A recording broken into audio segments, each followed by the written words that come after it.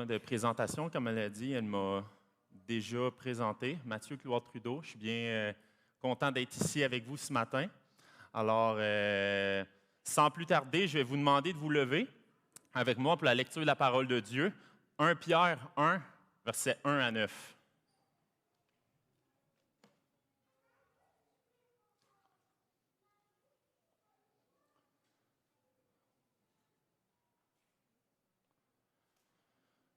Pierre, apôtre de Jésus-Christ, à ceux qui sont étrangers et dispersés dans le Pont, la Galatie, la Cappadoce, l'Asie et la Bithynie, et qui sont élus selon la prescience de Dieu le Père, par la sanctification de l'Esprit, afin qu'ils deviennent obéissants et qu'ils participent à l'aspersion du sang de Jésus-Christ, que la grâce et la paix vous soient multipliées.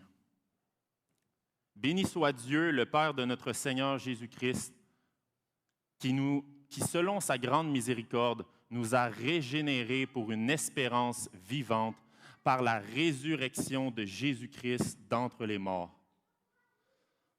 pour un héritage qui ne se peut ni corrompre, ni souiller, ni flétrir, lequel vous est réservé dans les cieux, à vous qui, par la puissance de Dieu, êtes gardés par la foi pour le salut prêt à être révélé dans les derniers temps. C'est là ce qui fait votre joie, quoique maintenant, puisqu'il le faut, vous soyez attristés pour un peu de temps par diverses épreuves, afin que l'épreuve de votre foi, plus précieuse que l'or périssable, qui cependant est éprouvé par le feu, ait pour résultat la louange, la gloire et l'honneur lorsque Jésus-Christ apparaîtra. Lui que vous aimez sans l'avoir vu, en qui vous croyez sans le voir encore, vous réjouissant d'une joie ineffable et glorieuse, parce que vous obtiendrez le salut de vos âmes pour prix de votre foi. Seigneur mon Dieu, en ce dimanche matin, nous venons, ton peuple, t'adorer par la louange, nous venons t'adorer par la prédication. Touche le cœur de tous et chacun, Seigneur, par ta parole qui sera exposée. Mon Dieu, les merveilles que tu as faites dans le passé, tu es capable de les reproduire aujourd'hui. Des âmes que tu as sauvées dans le passé, Seigneur, encore aujourd'hui, tu sauves. Alors, je te prie de te révéler à nous, Seigneur, de nous bénir, mais également, Seigneur, qu'on puisse te rendre la gloire qui t'est due dans nos cœurs. C'est dans le nom de Jésus que je te prie, Père. Amen. On peut s'asseoir.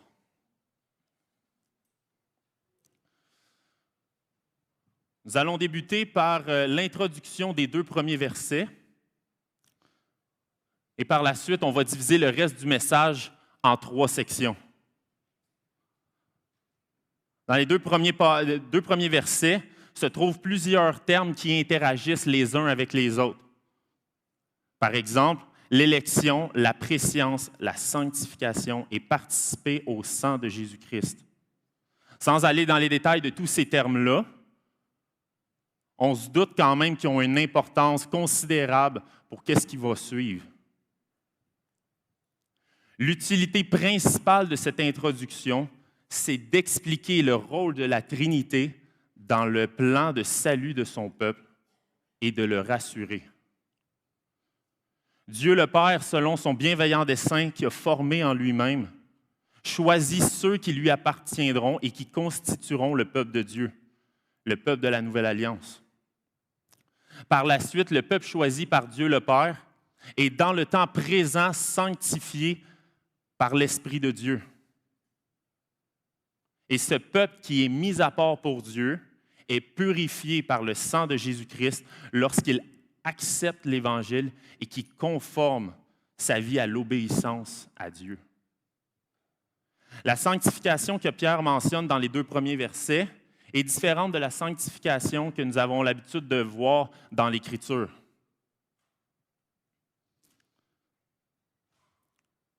Celle que nous avons l'habitude de voir dans l'Écriture, c'est la sanctification qu'on appelle progressive, où le chrétien est amené progressivement à être sanctifié, à être semblable à l'image du Fils de Dieu. Mais ce n'est pas à cette sanctification-là que Pierre fait référence au verset 2.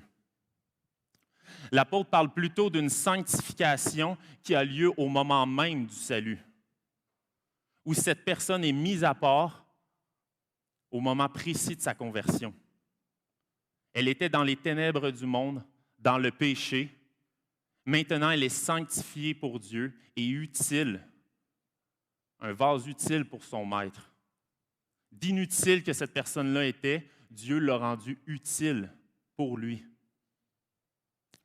Le monde aussi propose certaines sanctifications, certaines améliorations, transformations de soi, de changer la façon de penser afin de devenir des meilleures personnes, mais aussi une personne plus productive, une personne qui a pour seul but la réussite.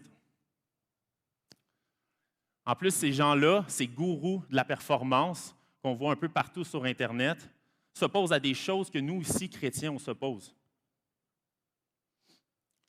Par exemple, ne pas mentir, ne pas consommer de drogue ou d'alcool, ne pas être paresseux, mais faire ses efforts, mettre ce qu'ils nous enseignent sur Internet en pratique pour viser la réussite, ne pas consommer de pornographie, avoir une vie spirituelle active, etc., etc., etc. Même si ce qu'ils disent semble bon en surface, l'intention derrière ce message-là ne peut pas être plus loin de la vérité que ça. Pour eux, chaque personne est au contrôle total de sa vie et ce qu'ils sont et ce qu'ils seront dépend uniquement de ce qu'ils feront. Ils ont comme réussite, comme but, la réussite matérielle et la gloire des hommes. Lorsqu'ils atteignent l'abondance et qu'ils croient que leur âme en est rassasiée et qu'ils peuvent tout acheter ce qu'il y a sur la terre, ils peuvent accéder à tous les plaisirs que le monde peut leur offrir. Il ne reste plus que la gloire des hommes pour tenter de rassasier leur âme. Ils expliquent sur les réseaux sociaux tous les efforts et les sacrifices qu'ils ont dû faire pour en arriver où ils en sont. Ils prennent gloire dans la reconnaissance des hommes et dans l'admiration qu'ils ont pour eux. Cette sanctification, cette amélioration mondaine n'ont d'autre but que la gloire de leur personne. Mais pour nous, chrétiens, c'est bien différent. Notre sanctification elle a une autre utilité. Nous savons que dans le jardin d'Éden, l'être humain a perdu sa sainteté et sa justice originelle lorsqu'il est tombé dans le péché. Le Christ, par l'œuvre de sanctification, la sanctification qu'on retrouve au 2e verset, au moment du salut, vient ramener l'état perdu. L'homme retrouve la sainteté et la justice parfaite qu'il possédait dans son état d'innocence. Et puisqu'il a retrouvé son état d'origine par cette sanctification, il doit, maintenant qu'il est sur la terre, marcher tout au long de sa vie selon la grandeur de ce qui est arrivé dans sa vie.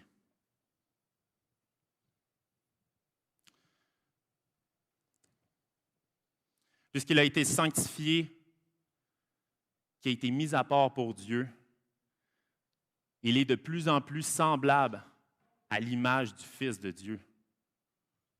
Cette œuvre de sanctification a été entamée dans sa vie par Dieu au moment de sa conversion et il reste une œuvre de l'Esprit Saint tout au long de sa vie de croyant. Voici la différence avec les méthodes d'amélioration du monde. Tout ça, la sanctification que Dieu fait en nous, c'est pour la gloire et l'honneur de Dieu seul. La créature créée à l'image de Dieu a perdu la gloire originelle, mais maintenant qu'elle est retrouvée par Jésus-Christ et en Jésus-Christ, l'éclat de gloire de l'image de Dieu porte ne peut apporter la gloire qu'à Dieu seul.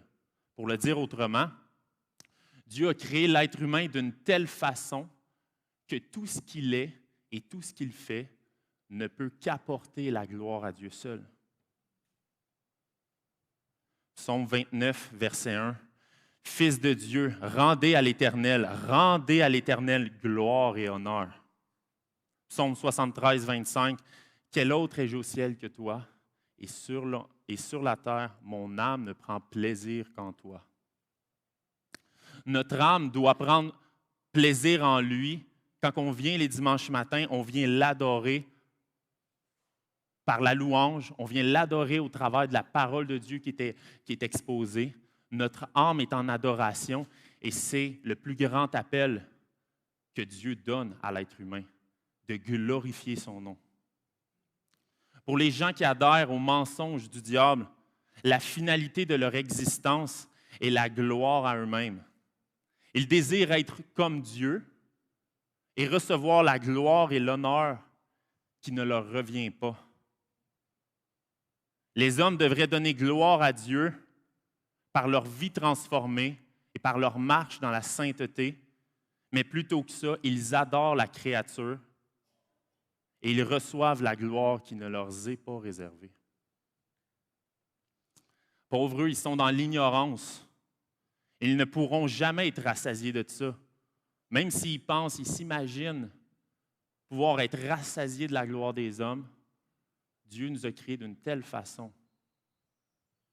que la seule façon qu'on peut être rassasié, que notre âme peut être rassasiée, ce n'est pas quand on reçoit la gloire des hommes, mais c'est quand on donne la gloire à notre Dieu. Entrons maintenant dans le cœur du message. Le message central, la persévérance de la foi aura comme grande rétribution l'héritage incorruptible. Je vais découper le passage en 3 sections. La première, la régénération par Dieu, un produit de l'élection. La deuxième, l'espérance ultime du croyant. La troisième et dernière partie sera l'épreuve de la foi. Au verset 3, l'apôtre rappelle que la régénération n'est pas quelque chose qui provient de nous, mais du Seigneur lui-même. Pierre remercie Dieu le Père de l'œuvre de régénération qu'il a faite en lui et dans tous les autres chrétiens. Béni soit le Père qui nous a régénérés. Si ce n'est Dieu qui a eu pitié de nos âmes, nous demeurerions encore dans le péché. Étant esclaves du péché, ne pouvant rien faire d'autre qu'être morts dans le péché, spirituellement morts, ennemis de Dieu, nous n'espérions point en Dieu et nous ne pouvions pas espérer en Dieu. Nous étions face à Dieu aussi passifs que l'est un cadavre. Mais Dieu a eu compassion de nous. Il a plu à Dieu dans sa grande miséricorde de nous rendre à la vie par son Fils, par sa résurrection, le texte dit. La même puissance qui a ressuscité Christ, qui l'a ramené d'entre les morts, c'est la même puissance qui nous a régénérés. On ne ressuscite pas un handicapé, on le guérit. Mais c'est les morts qui sont ressuscités. Et c'est ce que nous étions. Nous le suivons dans sa résurrection. Le Christ est le premier qui est ressuscité et nous, le peuple de Dieu, on suit le Christ dans sa résurrection. Même si la régénération est un point important, ce n'est quand même pas le point central, le point de focus que Pierre désire mettre dans les 9 premiers versets de sa lettre. Il désire plutôt mettre l'espérance future, l'espérance à venir d'un héritage incorruptible. Pour se mettre en contexte, l'apôtre Pierre utilise cette espérance future dans le but d'encourager des chrétiens qui vivaient loin de la terre d'Israël, terre que Dieu avait donnée à leur père. Pour les Juifs de la dispersion, les villes qu'on a lues dans le premier verset, vivre en dehors de la terre promise, c'est vivre dans une période d'attente messianique. Ils attendaient le Messie. Ils vivaient dans l'espérance que leur situation allait changer pour le mieux, mais que pour l'instant, leur situation n'était pas idéale. Elle pouvait être améliorée. Pierre rappelle donc l'espérance à venir à des chrétiens qui se laissaient affecter par leur éloignement géographique de la terre promise. Tout au long de leur vie, avant leur conversion, ils avaient eu ce désir ardent de revenir dans la terre promise. Manifestation eschatologique, manifestation de la fin des temps derniers, que le Messie était venu. Ils ont été déportés des centaines d'années auparavant en dehors de la terre d'Israël pendant des exils. Puis là, ces peuples-là étaient en dehors de la terre promise. Ils attendaient que le Messie les ramène en terre promise. Mais voilà qu'ils n'y sont toujours pas. On peut imaginer la déception et même le doute face à la réalité encore d'une nation dispersée loin de sa terre d'origine. Plutôt que d'avoir un témoignage visuel d'une seule nation unie sous un seul et même roi, le fils de David, ils sont plutôt, les gens de la dispersion, sous des chefs païens qui n'ont rien à voir avec le Dieu d'Israël. Ajoutez à tout cela la pression sociale des communautés juives qui les environnaient, qui persistaient, eux, dans l'attente du Messie. Il est normal pour des chrétiens qui n'étaient pas en Israël d'avoir expérimenté certaines périodes de doute face au message qu'ils ont reçu des apôtres. On peut les entendre dire « Ah, les apôtres, ils nous disent que le Messie est venu, mais nous, tout ce que nous voyons autour de nous, c'est des gens, des hommes et des femmes qui attendent encore le Messie. » Pierre vient donc à leur secours en leur écrivant quelques mots d'encouragement. Ces mots-là, on va plonger dans quelques instants, un peu plus précisément. Deuxième point, l'espérance ultime du croyant. Pierre parle d'une espérance et la décrit avec un adjectif. Il dit qu'elle est une espérance vivante. Elle est vivante parce qu'elle est offerte par Jésus-Christ, qui est maintenant vivant au siècle des siècles. Elle est certaine, elle est aussi certaine que Christ est ressuscité d'entre les morts et qu'il est maintenant à la droite de Dieu son Père. La résurrection n'est pas une invention de nous, les apôtres, on pourrait, qui dirait aux Juifs de la dispersion. Les Juifs vous tentent de vous faire croire à ça, mais elle est fondée sur un témoignage certain. Nous avons été avec lui pendant ces 3 années de ministère et le même Jésus avec lequel nous avons marché pendant ces 3 années, eh bien, c'est le même Jésus que nous avons vu ressusciter et que par la suite nous avons vu transfigurer sur la montagne de transfiguration. Le Christ est véritablement venu pour les brebis d'Israël. Il est ressuscité d'entre les morts selon les Écritures. En d'autres mots, vous êtes le résultat de sa venue et de sa résurrection. Ça devait être encourageant pour des gens qui vivaient dans le doute, justement de se faire dire tout ce qui s'est passé en vous, bien, c'est parce qu'il est venu, il est ressuscité. Il s'est passé un changement réel en vous, et ça, c'est la preuve certaine que le Christ est ressuscité. Vous êtes nés d'en haut par la seule volonté de Dieu. Vous êtes passés de la mort à la vie parce que le Messie d'Israël est passé de la mort à la vie.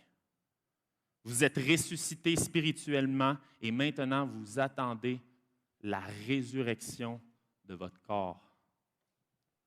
C'est une espérance merveilleuse, une espérance ultime. C'est une motivation. Il l'utilise, Pierre, comme une motivation pour ses lecteurs qui font face à des vents contraires. La pression de votre entourage est forte, c'est vrai, mais gardez la foi parce que cet héritage-là est glorieux. Combien de fois dans nos vies on n'a pas été influencé par nos contemporains? Ils tentent de faire miroiter quelque chose de meilleur que la gloire éternelle à laquelle Dieu nous appelle. Ils voulaient qu'on s'attache à un héritage terrestre et sans valeur plutôt qu'à l'héritage inexprimable. Tant de fois aussi avons-nous pris leur façon de voir le monde, d'analyser le monde, plutôt que de le voir comme Dieu le voit. Nous avons constamment besoin de se rappeler les vérités bibliques. Quand on sort de l'Église le dimanche matin ou le dimanche midi, on est convaincu de la sainteté, de la grandeur de notre Dieu. On vient de le chanter, on vient d'entendre la parole de Dieu prêcher. Mais aussitôt qu'arrive la semaine et mardi, mercredi, notre cœur s'éloigne peu à peu de ces vérités-là. On a constamment besoin de se faire rappeler ce qui est dans l'Écriture. On est si facilement entraîné à tout vent de doctrine, mais à tout vent de doctrine du monde. On est tous déjà allés à l'épicerie pour acheter des pêches et nous revenons et nous les mettons dans un bol, sur la table ou sur le comptoir, pour que tout le monde puisse en manger. Il n'est pas rare que les pêches que quelques jours plus tard on a laissées sur ce bol-là ont perdu toute leur fraîcheur qu'ils avaient au moment où on les a achetées à l'épicerie. L'humidité de la pièce ambiante et l'humidité du fruit lui-même produit sur le fruit une maladie fongique. Et cette maladie-là commence à détériorer le fruit. Le fruit qui au début avait une belle couleur orangée devient peu à peu gris. Des champignons l'ont pris pour cible. Le fruit est corrompu, il s'est flétri, il est bon pour la poubelle. Les éléments qui l'entouraient, la corruption cachée en lui et le temps ont conduit ce fruit vers sa détérioration finale et complète. De la même façon, tout ce que nous avons dans ce monde, aussi resplendissant que cela puisse paraître ou qu'il l'a été un jour, finira par se délabrer et perdre toute sa valeur.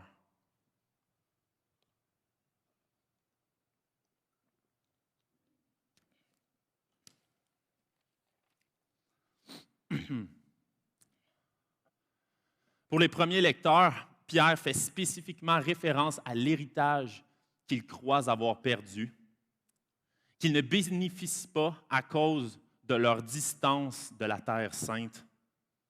On se rappelle que tous ceux qui attendaient le Messie s'attendaient à un roi qui allait régner en Israël.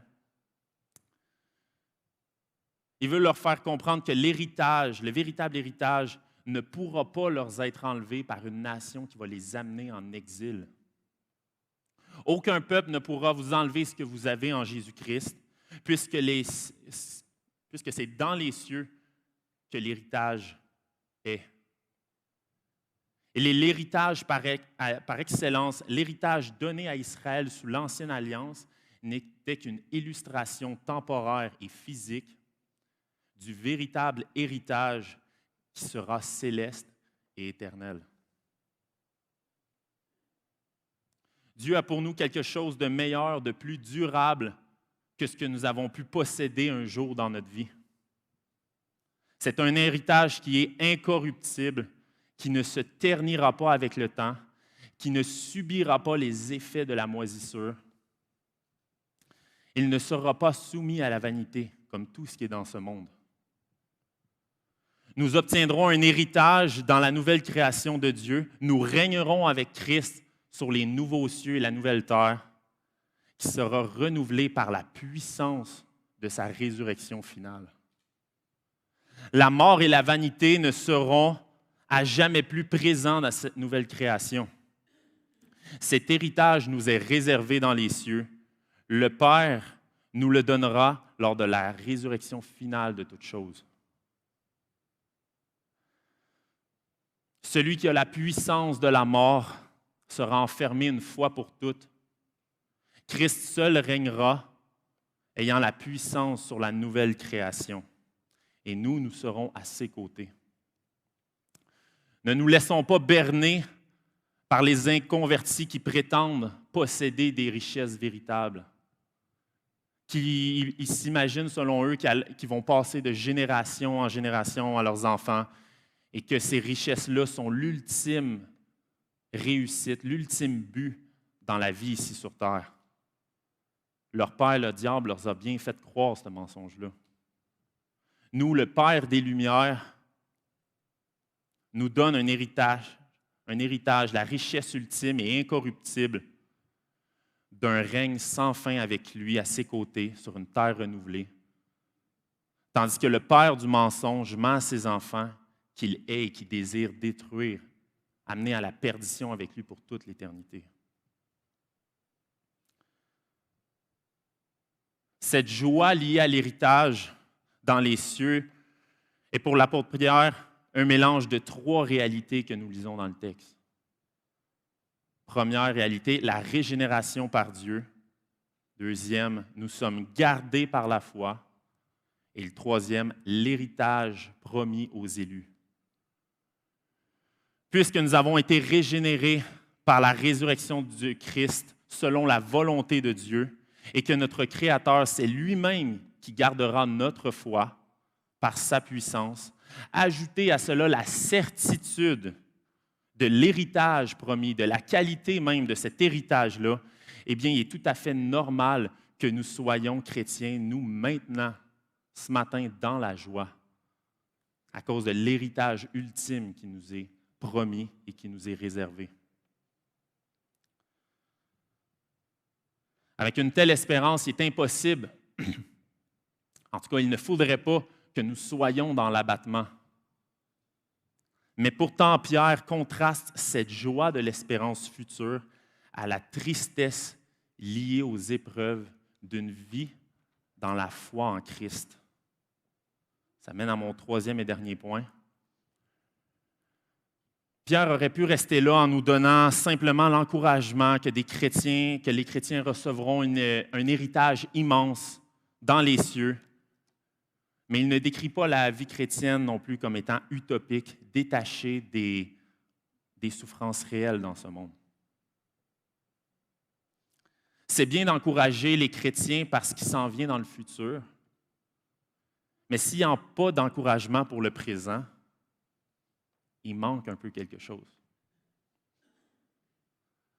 Pierre annonce donc avec la même certitude que dans les versets précédents la souveraineté de Dieu dans la vie des chrétiens et plus précisément ici, dans les difficultés qu'ils vivent et qu'ils vivront tout au long de leur marche avec notre Dieu.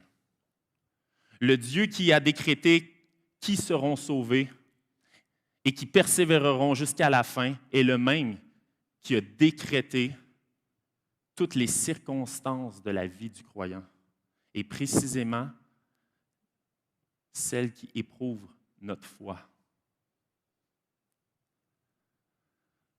Mais Pierre ne veut pas seulement souligner la souveraineté de Dieu dans toutes nos circonstances, mais il veut aussi que nous reconnaissions les bienfaits de l'épreuve de la foi. Dieu ne fait rien pour hasard, mais il désire apporter chacun des croyants à la maturité de la foi. Et c'est exactement ça que les lecteurs expérimentent. Ils ont de la joie dans leur cœur à cause que l'épreuve va déboucher sur l'avènement du Seigneur Jésus-Christ. Ils ont parfois des doutes, comme nous l'avons mentionné plus tôt, mais ils ne sont pas incrédules, comme les gens du dehors, comme ceux qui ne connaissent pas Dieu. Ils ont quand même une foi régénératrice. Notre Dieu n'est pas insensible à ce que nous vivons, comme si tout ce qui l'importait, c'était que nous grandissions dans la foi, mais sans réellement s'occuper de tout ce qu'il y a entre ça. Mais cependant, et c'est bien important, il valorise l'épreuve de la foi au-dessus du confort de nos vies. Soyons sincères, combien de fois, dans nos actions de grâce, nous avons béni le Seigneur pour les épreuves qu'il place sur notre chemin? C'est un peu rare qu'on fait ça. Combien de fois dans nos prières, nos requêtes ont comme seule intention une vie paisible et loin de tout souci.